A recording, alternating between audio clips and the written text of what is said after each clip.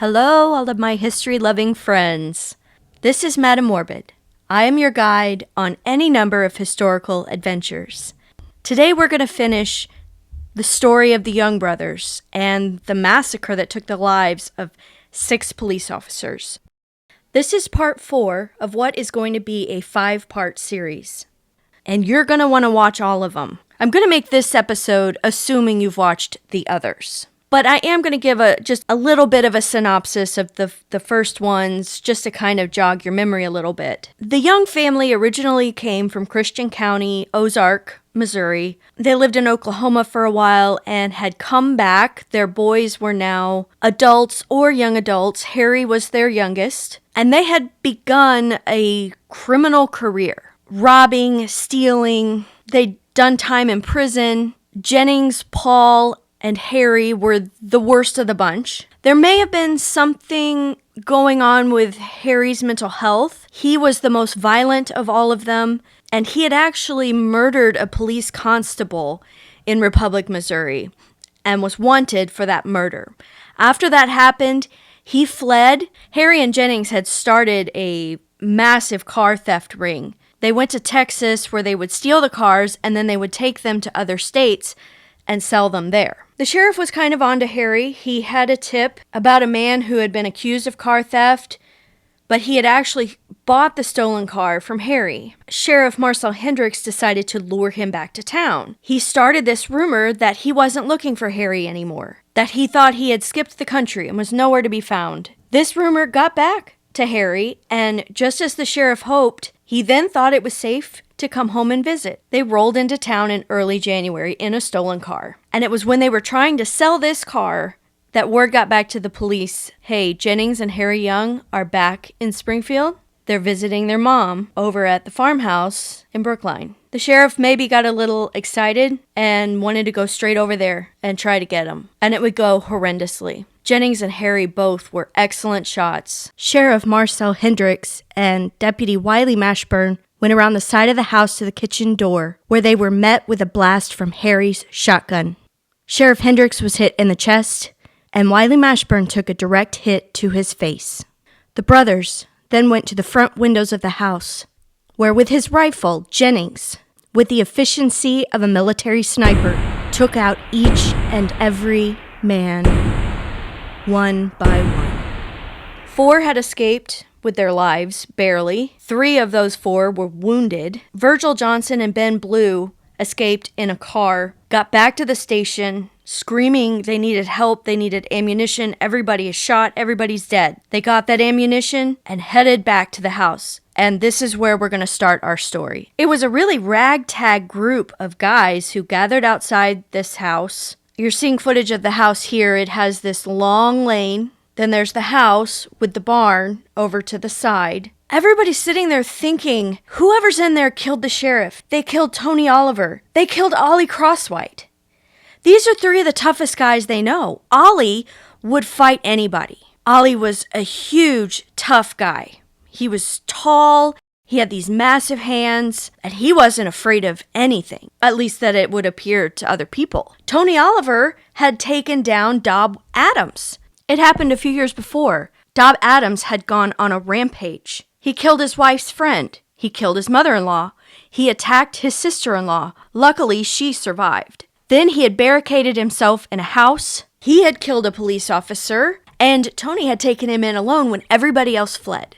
Like a group of 10 officers fled. Again, a tough guy. The crowd outside that house had to have been thinking, what in the world can I do against these people? Whoever's in there is terrifying. There were car dealers, farmers, merchants, low-level police officers all gathered at the end of this driveway, trying to figure out what to do and terrified they're going to get killed. There is no leader. Chief of Police Ed Waddle did not come, for whatever reason. There was one man in the crowd, though, who had the courage to go toward the house. His name was Lon Scott. He was a veteran of the Great War. Formerly, he had been a reporter for the New York Times, and he used to be a member of the National US 66 Highway Association. In that organization, his job was to publicize Route 66. And in doing so, he came up with ideas like the Bunyan Derby. It was a transcontinental foot race, the first half being on Route 66 from California all the way to New York City.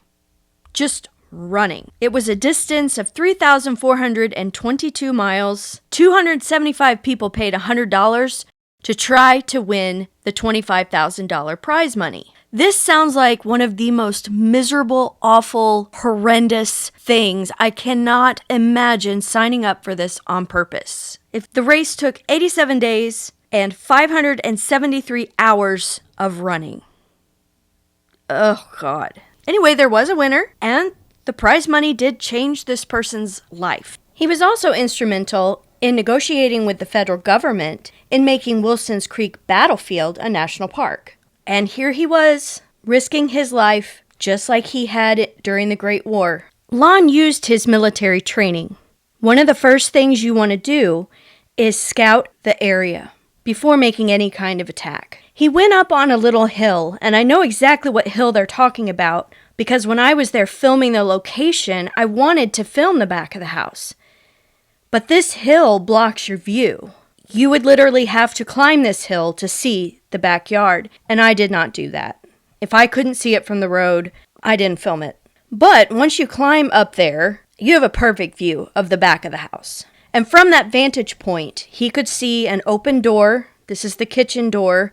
And he also saw a chicken house and a pole pile. And he decided the best place for him to try to get was that pole pile.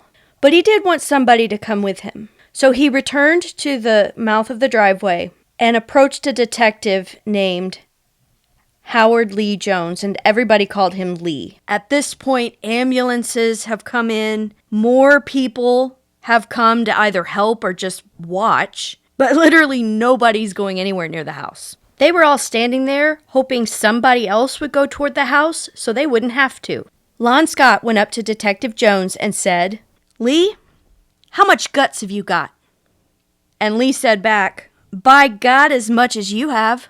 Lee Jones was upset he had been left out of the raid to begin with. He assumed he was going to be going. But he used to be a barber.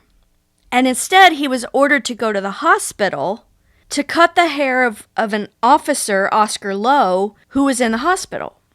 I don't know if he'd been hurt in the line of duty or if he was just sick. And he was really ticked off about it.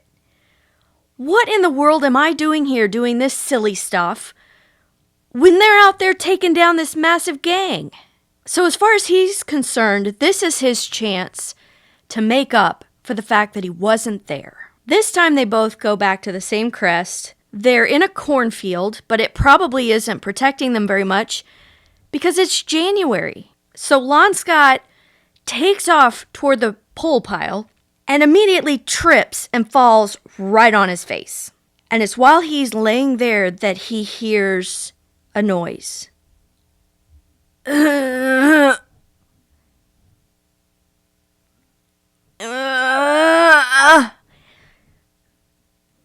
He says he laid there anywhere from 15 to 20 minutes.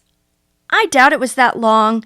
When you're in a situation like that, I feel like time seems infinite. 2 minutes could seem like 10. He said he heard this noise every few seconds. While he's laying there, Lee Jones hollers to him, "Is that you, Scott?" And he hollered back, "Where are you, Lee?" He said, "I'm in the cornfield. Where are you?" He said, "I'm by the pole pile." What do we do?" And Lon said, "Let's run for the chicken house." "Is anybody in it?" "No." They crouched down and they ran toward the chicken house. They still don't see anybody or anything. Lon Scott asked Lee for his shotgun. And he says, "All right, but there's only one shell and I haven't any more ammunition. Give me your rifle." So they exchange weapons. The rifle was a bolt action, and he moved the bolt back and went to cock it. He held the rifle up, pulled the trigger, and nothing happened. He said, "That is a damn fine gun to have in a place like this." Scott said, "Let me have it." He tried and realized it had a broken trigger. He said, quote, "So we were on the spot with one shotgun shell between us. We might as well have a crate of tomatoes. Or a couple of ice cream cones." They dashed for the pole pile anyway. On their hands and knees behind the pole pile, again they heard the And that's when they crawled to the east end of the pole pile and saw poor Wiley Mashburn sitting there at the back door, rocking back and forth. Lon Scott had been in the Great War, and he described Wiley Mashburn's wound as, quote, the most ghastly wound that has ever been my experience to look upon. I really can't describe the wound. It is so horrendous. So I'm just going to have you think of a scene from the movie Silence of the Lambs. In this scene, Hannibal Lecter is escaping. He's able to get away by wearing the face of one of the guards as a mask.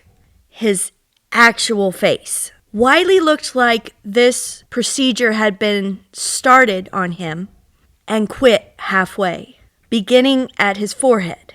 Maybe that will give you some sort of an idea of what had happened to poor Wiley Mashburn. Wiley was totally blind, and he has his hand and he's just waving it back and forth where his eyes are supposed to be. And he's using his left hand and basically feeling around in his wound. I can't even imagine it. So now they know this is a friend. They've been so scared of whoever this was, and it was one of their friends who's sitting there and dying. Now they're not afraid anymore. They just holler out for help. And from the end of the lane, the response at first is, go to hell. But enough guys get the courage to finally hop on the running board of the ambulance and drive down to the house to rescue Wiley Mashburn. Constable Scott Curtis deputized everybody in the crowd. He said, quote, I'm a constable. I'm Constable Scott Curtis. I'm a little out of my township, but I guess you won't mind. I'm deputizing every one of you men with rifles or shotguns or any other guns. We've got to spread out through these cornfields and find these killers.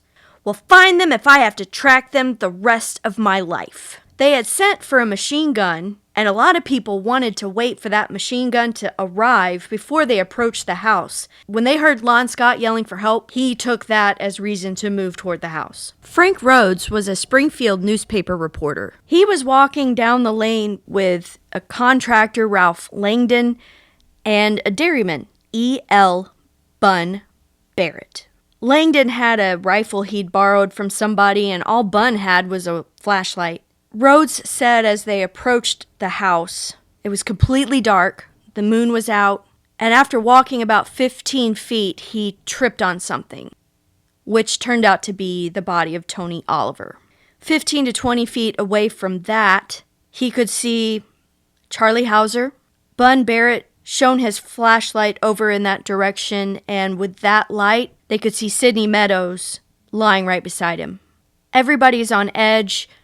Lon Scott comes out of the darkness, sees Frank Rhodes, tells him to put his hands up. They realize they're friends. Lon Scott and Lee Jones are dragging Wiley. He was too heavy for them to lift. And I also think Lee Jones was a little afraid to touch him. He got a little, well, this is, of course, Scott's version, but he says Lee Jones was basically begging him, do something. Pick him up, save him, he's dying. He wanted somebody to save him, but he didn't want to have to be the one to interact with someone in such horrible shape. But as more people arrive, they then lift him up. It takes about 4 people, and they hand him over the fence to Frank Rhodes and Bun Barrett and Mr. Langdon, and they get him into the ambulance, which has finally driven up. And Lon Scott says that's the last he saw of him. He would die in the hospital at 10:30 that night. From around the back of the house comes a man named J.T. Holtzman. He owned an oil company. He had filling stations around Springfield. He was originally from Arkansas. While in the back of the house, he had found Ollie Crosswhite by the cellar. They tell him to put his hands up. The only person they hadn't found was Sheriff Marcel Hendricks. They had seen a door open at the back of the house, but that actually was a door to a little utility room. The door inside that was barricaded shut, and I described how they did that in the last video. Some people were so freaked out they were saying, let's just torch the place. No, we're not going to do that. They didn't know if Hendricks was still alive. When it came to break down the door, Curtis had a revolver. Someone with him had a shotgun. He asked the guy with the shotgun to fire through the door. He did that. After that, they run to the door. It's locked. Curtis kicks it several times, trying to break it in. After it was open, Lee Jones fired the gas gun a couple of times, and that prevented them entering the house because the gas was so horrible. Curtis said they went in and exited several times before it was cleared out enough that they could get in there. He said, quote, "Finally, we got in the back room. I didn't ever find anyone until I got in the southwest room in the kitchen. I found Mr. Hendricks on the south side of the room. His face was facing north with his legs crossed. There was a little stack of wood there. His head was lying across this wood. I felt of him and seen that he was dead. I don't suppose there was over a half-dozen flashlights in the crowd. When we lifted Mr. Hendricks up, someone had a light. My boy was with me." He's referring to his son, Howard. "We got hold of him and got him out the door." Marcel Hendricks had started his day in Ash Grove, where he took down a ring of bootleggers. He stood in the middle of the street, pouring liquor down the street drains. And this is how his day had ended. After examining all of the bodies, Coroner Murray Stone determined that 3 weapons had caused everybody's injuries. 2 rifles, one slightly bigger caliber than the other, and a shotgun. Later on, this is changed. In the end, they believe only 2 weapons were used in this. The brothers had borrowed them from their brother Oscar, and these guns are going to be instrumental in getting them caught. More on that later. The people of Springfield were absolutely terrified. People descended on the hardware stores. They bought tons of guns and weapons. People who were never even interested in guns got them out and loaded them to have them ready, just in case. The next day was Sunday. Religious leaders in town had to scrap whatever sermon they had planned. They had to address what has just happened. For the most part, they tried to calm their congregations, urging them to not become vigilantes, and of course praising the heroism of the 6 men who had been killed. Sightseers swarmed on the farmhouse just to get a glimpse of where it all happened. They weren't allowed in the house, but people wandered all around the crime scene. They were sticking their fingers in bullet holes in the maple trees. The police had a fence around the house, kind of a makeshift one, because at some point a little kid disappeared. They thought he was missing, and it turned out he had gotten through that somehow and was found inside the house. I mean, they had bloodhounds to try to track the guys down, but so many people had tramped all over everything. There was really nothing the poor dogs could do. If you look at photographs of this crowd, notice how many of them are dressed in their Sunday best, because they went straight from church to the crime scene. 2 truckloads of National Guard troopers arrived to hunt those cornfields. People were on edge so much. One National Guard trooper actually took a shot at an animal, just shot into the cornfield thinking it was one of the Young brothers. Someone remarked, "I was more afraid of being shot by the mob than the Young brothers." Vehicles were being stopped and searched. There were all these rumors. There were tunnels under the house, that's how the guys had escaped. And to this day, people are curious as to whether there are tunnels under the house. The short answer is no. There is 0 evidence of tunnels. Other rumors and speculation included, Pretty Boy Floyd was there. No, it was one of the Barker boys. There were 3 killers. No, there must have been 4 killers. Maybe even more than that. There were sightings of them in Kansas City, Iowa, Oklahoma. A strange man called jailer Frank Willie at the Greene County Jail and said, "Hey, that deal out at the Young farmhouse, how many police officers died in that?" Frank swore he was talking to Harry Young. Now, I doubt this was actually Harry. The call came from Kansas City. We know where the guys went. They headed toward Texas. So a call from Kansas City doesn't make any sense. They also knew how many had died because they had robbed all of them as they left. They took Marcel Hendricks' gun. They took Wiley Mashburn's gun. They took some things from the sheriff's wallet, so they knew how many. They'd seen them and gone through their pockets. It was probably just a cruel prank. It was a bad time to be a stranger, especially if it was two guys. Police went out to a call near Brookline. There were two guys in this lady's backyard. They asked her for breakfast, but they swore they weren't the guys they were looking for, and they weren't. But people were so on edge, someone opened fire on a chicken coop, thinking there were bad guys inside it, and all they did was kill some poor innocent hens. Members of the Young family were brought in and put in jail. Oscar and his wife Mabel.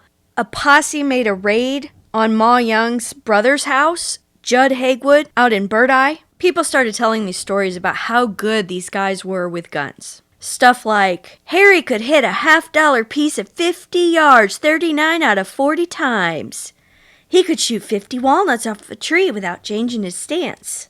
He could throw marbles in the air and shoot them to bits. He'd been barred from turkey shoots because he was too good and they wanted other people to be able to win.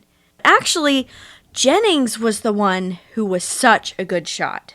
It seems like Jennings did most of the sniping, while Harry had a shotgun and did his deeds at close range. Then there came a huge break in the case. Our story now moves to Streetman, Texas. It's about 70 miles south of Dallas. At the time, it had a population of about 500 people. It's about half of that today. And the main industry was farming.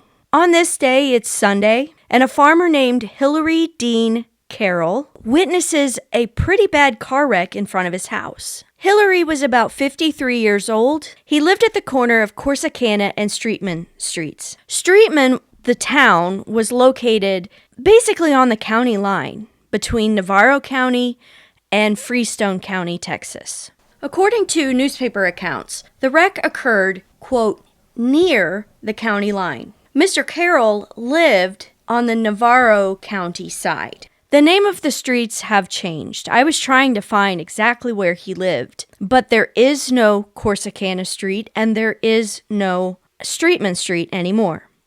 There is, however, County Line Street, which intersects at a highway.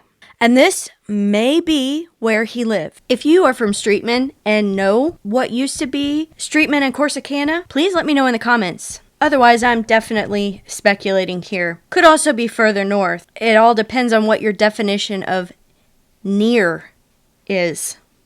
It's very vague. But even today, County Line Road is just an unpaved dirt road. And even this present-day Highway 416 was unpaved in 1932. The car was a 1931 Ford Coupe. It had been stolen from Harry Rogers Motor Company, located on Commercial Street. He had been moving cars around. This car was probably parked in the street, likely with the keys still inside. The guys hopped in and took it. The boys had run so fast they didn't have time to switch the license plate.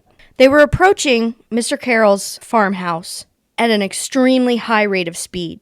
The car slowly drifted off the road and flipped over when it finally hit a ditch high enough to just flip the car. My suspicion is whoever was driving had fallen asleep. Mr. Carroll ran up to the car. Two men crawled out of the wreckage. The car would no longer run. He described them as being 35 to 40 years old. One was bald, with a fringe of light-colored hair. They were about the same height, about the same weight. Harry had a gash in his scalp above his forehead, and he was injured in his right hip. Carroll could see blood showing through his torn trousers, and he thought he'd got these injuries in the wreck. He didn't say anything about injuries on Jennings. It's interesting, he thought Jennings was the younger brother, and I think it was the hair loss and just the perpetual sour look on his face made Harry look older. He said Harry was wearing a dark hat, light trousers, and a gray overcoat. He described Jennings as wearing a white hat, dark suit, and gray overcoat. Mr. Carroll said, "Are you boys all right? Do you need any help? Let me go get my mule team and we'll pull this car out of that ditch there." They waved him away. They kept refusing help. No, we're fine. But Mr. Carroll didn't listen. He went to his barn to go get the team. And by the time he got back, The two men were gone, but his family had seen what had happened. Through the window, the family watched as they removed the license plate and threw it into the field. They then flagged down a car, headed south, and disappeared. Hillary came up with the mule team. He was suspicious, but it wasn't until he got inside the car that he actually called authorities. He went to the field, found the license plate, and inside the car, he found 2 guns. A Remington 12-gauge hammerless pump shotgun, number U171542. It contained 5 good shells and 1 discharged hull. And a Remington 2520 repeating pump rifle, number AA5739, containing 2 cartridges. The license plate was a Missouri plate 363662, which is how they were able to identify it as that stolen car. With this information, Mr. Carroll got on the phone and called authorities in Freestone and Navarro counties. But nobody seemed to really take him all that seriously. What made the difference is the operator he talked to, a woman named Lila Cook Gaddy, got enough information from him about what had happened that she was telling her family about it that night. And her adult son had avidly been listening to the radio and knew all about the case in Missouri. And he instantly recognized these 2 men as sounding like those Missouri suspects. He didn't bother with local authorities. He called Springfield, Missouri. He talked to prosecuting attorney Dan Nee. The weapons he described sounded just like what the coroner thought had been used. They arranged for Texas authorities to bring those weapons to them, and they thought they were headed toward Houston, which was 170 miles south of Streetman. So they contacted Houston police, who started searching for them in Houston. And at the same time, they're also getting information out of the brothers' sisters that they have in custody, Vanita and Lorena. They find out from them that Harry has gotten married again to a woman named Florence Calvert, that he had been living under the name Claude Walker in Houston, Texas. So this abandoned car, with these 2 suspects matching their description, heading toward Houston, now this all starts to make sense. Harry is headed to Houston to pick up his wife. Now police in Houston have something to go on. They're not only questioning young family members who live in Houston, they're also talking to Florence Calvert's family, who report that Harry has been there recently looking for her. They also start tracking this Claude Walker, going to where he lived. When they talk to Harry's sister, her name was Florence, interestingly, she tells them, "I haven't seen my brothers, but they are desperate, and they will not be taken alive." It's now Monday, January 4th, 1932, in Springfield, Missouri. At the courthouse, not much happened that day. According to the newspapers, if it wasn't absolutely vital, nobody worked that day. People were coming and going. They were going to the funerals. They were going to visit families who had lost loved ones. The deputy county clerk, Lori Acton, collected money on behalf of the people working in the courthouse to have flowers sent to all 6 funerals. She went from officer to officer and collected $71.60. The second floor was hit the hardest because that's where Sheriff Hendricks's office had been. So every day they saw the sheriff and the deputies. Deputy R.E. Hodge was bitter. He was bitter that they were dead, and he told multiple people, quote, "I wish I had been there." Today, we call that survivor's guilt. I think the saddest story happened in the circuit clerk's office. Early that morning, blood-soaked court papers that had been found in Wiley Mashburn's pockets were in the office to be recopied. They were divorce papers. It seems he probably intended to serve them shortly before the raid. Then everything happened so quickly and he had just put them in his pocket to be done later. Irene Harper Wilson, the deputy clerk, had to copy them. The paper said she, quote, almost wept as she copied the tragic document. Early that morning, Maud Hendricks, the widow of Marcel Hendricks, was appointed the temporary sheriff of Greene County to fulfill the unexpired term of her husband. Around noon, she went to the sheriff's office to take the formal oath of office. She then reappointed all of her husband's deputies: R.E. Hodge, chief deputy; W. Ed Smith, office deputy; Frank Wiley, the jailer; and J. Will Webb, probation officer. A special election would be held January 26th to choose a permanent replacement. Maud ran for that office. She lost to Scott Curtis by 34 votes.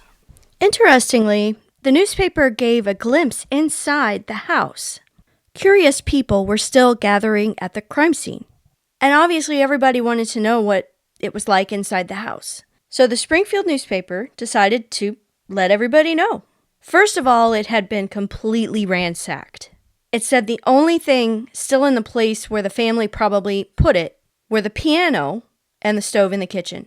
Feather mattresses had been ripped apart, so there were feathers everywhere. Every single drawer in the house was open or dumped or rifled through. The paper said, quote, "The house was furnished in a comfortable but commonplace way, as any average farmhouse might be. There was little color, everything verging on a grayness. The papered walls, the rugs on the floor, the overstuffed furniture and scarves on the piano. The beds were of iron, the books were few. In the leaves of a school book of Robert L. Stevenson's Travels with a Donkey was folded a clipping out from the Springfield leader of the death of Rudolph Valentino and a picture of the screen actor. Heaped on dresser tops were things taken from the drawers, handkerchiefs, ties, a gold-rimmed pair of glasses, several yards of pink muslin, a cheap empty purse, and a world of stuff in such confusion that it would take hours to sort it out." The very first funeral was held Monday at 11 a.m. It happened at Starn Mortuary at the corner of Market and Walnut Street. It was the funeral of Ollie Crosswhite. By 11 o'clock, at least 400 people had crowded into the building. Only some of them found seats. People were standing in the aisles and filled absolutely every hallway and vestibule. Ollie had a gray casket that was heaped with flowers and wreaths. The room was just full of uniforms and police badges from all of the law enforcement officers past and present who had served with Ollie. Several judges were in attendance. The former mayor, W.E. Freeman, was there. The pastor of the Baptist Church at Walnut Grove, J.F. Sherman, led the service. Reverend Sherman said, quote, "I knew Ollie Crosswhite as a boy, and I have known him as a man. He has served in a valiant way, always standing between danger and us. He gave his life to protect our homes. We are brought face to face with this terrible tragedy that death is real and death is certain." There was a second service for him in Walnut Grove, and that's where he's buried in a just beautiful cemetery. It's like something from a picture postcard. The next funeral was that of Wiley Mashburn, which happened at 2 o'clock that same afternoon at the Alma Lohmeyer Funeral Home. Was one of the first female licensed morticians in the country. The current Lohmeyer Funeral Home was opened by her nephews, and their careers began by working for her. John Killian, an evangelist, said during his funeral, where a crowd of about 500 people gathered, quote, "The shooting was far worse than gang slayings of Chicago, in that city bandits kill bandits.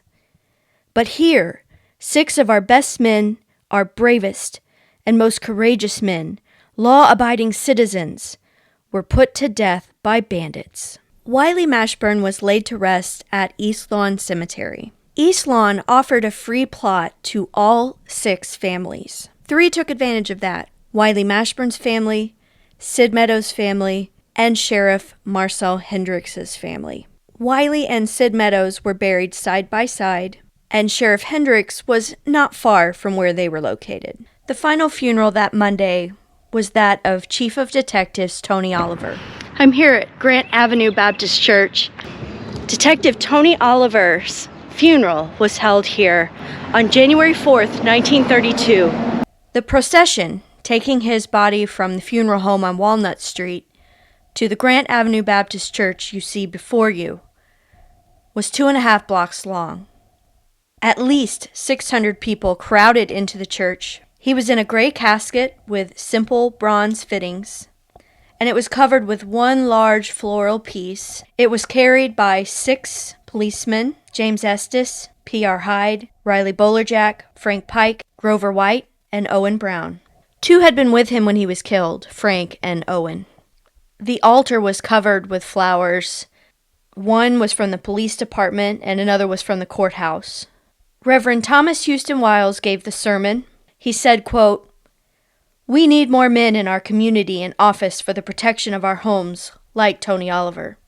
He continued, "Tony Oliver was a loyal friend, a true husband, and a devoted father." A quartet sang Rock of Ages. Rock of Ages, cleft for me, let me hide myself in thee. Myrtle Anderson sang The Old Rugged Cross. I'll cherish the old rugged cross. Then, led by a procession of motorcycles, Tony Oliver was transported to Hazelwood Cemetery, where he was laid to rest. There were 2 funerals on Tuesday, Sidney Meadows and the Sheriff Marcel Hendricks. I was able to find very little about Sidney Meadows' funeral. It actually makes me sad because I could find so much on everybody else. It was held at the Floyd Fox Funeral Home at 2:45. It was delayed slightly so it didn't interfere with Sheriff Hendricks' funeral. Fellow police officers served as his pallbearers. Grover White, Frank Pike, Virgil Johnson, Owen Brown, Lee Jones, and Jim Hale. Frank, Virgil, and Owen were all on the raid, and Lee Jones was the one who helped rescue Wiley Mashburn, and that's all they say. I don't know how many people attended. I don't know who led the services, but he was taken to East Lawn Cemetery and laid to rest next to Wiley Mashburn, who had been buried the day before. The papers claimed that in the days leading up to his funeral, the body of Sheriff Marcel Hendricks was viewed by more than 5,000 people. His body was prepared by Klingner Funeral Home. Many people filed through to see him there. Then he was taken to his home, where lots of people called on the family. Before his funeral, he was taken to the American Legion. The building you see before you is the American Legion Hall, post 69. It's been here since about 1919, 1920. A huge crowd had gathered here by 12:30 when the doors opened. Legion members ushered people through this main hallway, down this little staircase, into, the paper called it an auditorium. It's more of a meeting room. He lay here at the east end of the room. This kitchen area and all of this has been added. The Legion pallbearers stood at attention behind his bier. It was surrounded by 10 flags, 5 American flags, and 5 representing veterans groups. At the head of the casket stood a member in a Marines uniform. At the foot stood a member in a naval uniform. For 2 hours, a constant procession of citizens from all walks of life paid their respects. People wore everything from business suits to overalls. The Legion estimated 2,000 people went through in that 2-hour period. Then Legion members made a double line to pay their respects as the casket was carried to the hearse. From there, he was taken to the First Baptist Church. The building that stands there today was built in 1951. It's much larger than the church that was there in the 30s. It could not accommodate everybody who wanted to attend the funeral. Many people were turned away. Anyone who couldn't get inside stood outside, and they broadcast the funeral over a PA system so that people could hear it. I think this is why they didn't say hardly anything about Sidney Meadows' funeral. It was simply overshadowed by the sheriff's. Reverend Lewis M. Hale led the service. He was the reverend of the First Baptist Church at the time. Only one stained glass window remains from the original structure. What does remain is the pulpit, where Reverend Hale would have stood. At the beginning of the service, R.D. Patterson of Grant Avenue Baptist Church sang "Life is Like a Railroad." He had also sang at Tony Oliver's funeral. Life is like a mountain railroad with an engineer that's brave. We must make the run successful from the cradle to the grave. Clella Biles played the organ.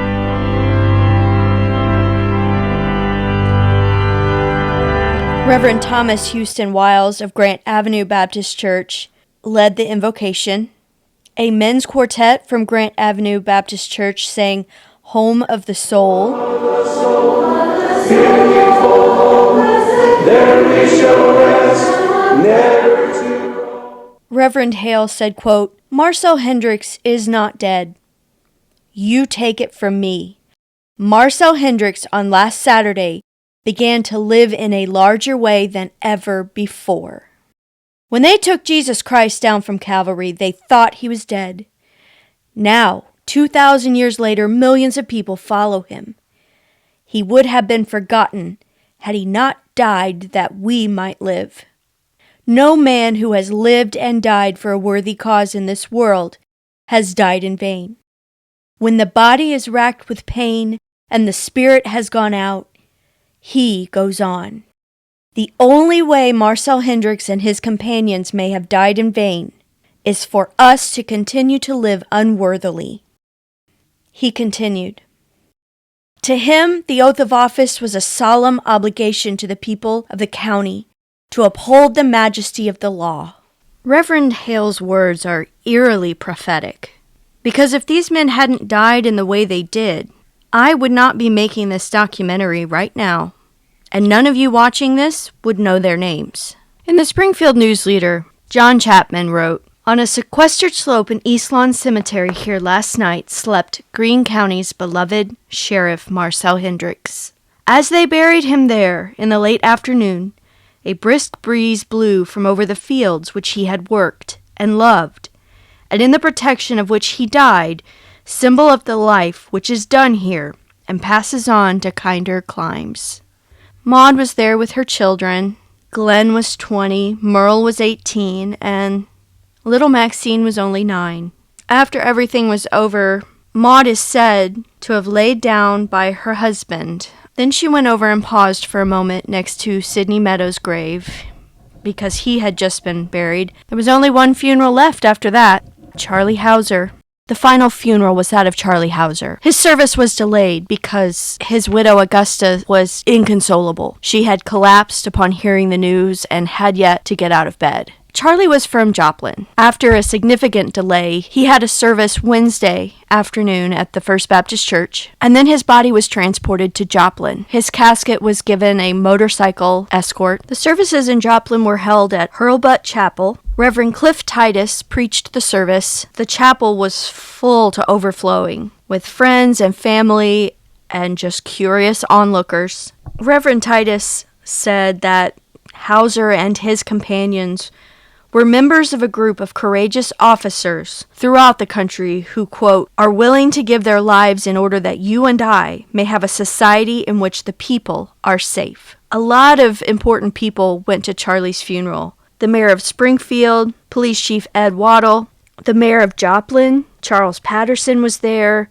various other commissioners. He was then taken to Forest Park Cemetery where he was laid to rest. We're going to go back to Monday, January 4th, and we're going back to Houston. Maybe you've forgotten about the Young brothers and where they are, but the police certainly haven't forgotten. And that Monday they were combing Houston looking for them. But it would be the efforts of one man who would solve the mystery for them. We're going to the home of J.L. Tomlinson. He lived at 4710 Walker Avenue. He was a carpenter. He and his wife made extra money by renting out the front bedroom of their home. They lived in a little green cottage. He was described as mild-mannered. And some weeks before, 2 men had knocked on his door wanting to rent that front room. One of them said his name was Claude Walker. But when he told them how much rent would be, they scoffed. That was too much. And they left. Now here it was 2 weeks later, and they're back. Oddly, though, this time, he insisted his name was Wallace. At first, Tomlinson just shrugged it off. He went with his wife to go play 42 with friends, and he got home that night around 10 o'clock. He got home and he sat down with a chronicle laid out before him, reading it before he went to bed. As he looked at it, he saw the picture of a man on the front page that looked familiar. He thought it was Claude Walker, and that man that he thought was Claude Walker had kept his hat on the whole time he was talking to him. He said he and his wife read every word in that paper that night about the young boys and what had happened in Missouri. He knew he had to tell police, but at the same time, he was terrified because he didn't want a bunch of people getting killed in his house. So that night, he didn't do anything. He just went to bed.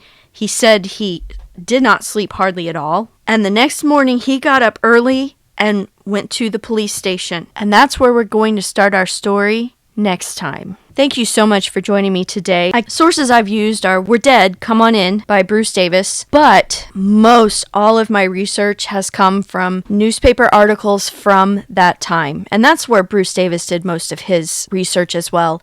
I've also been to the Greene County Archives to view their Young Brothers Massacre collection. I want to thank so many people. This episode in particular, I had a lot of people help me and be so welcoming. The folks over at the American Legion were kind enough to let me in and let me wander around and look at whatever I wanted. Same with folks over at the First Baptist Church, Grant Avenue Baptist Church, and the historic courthouse. Specifically, I'd like to thank Greene County Assessor Brent Johnson, who took time out of his day to help me figure out exactly where the sheriff's office had been. He found a map for me showing where every office was in that time period.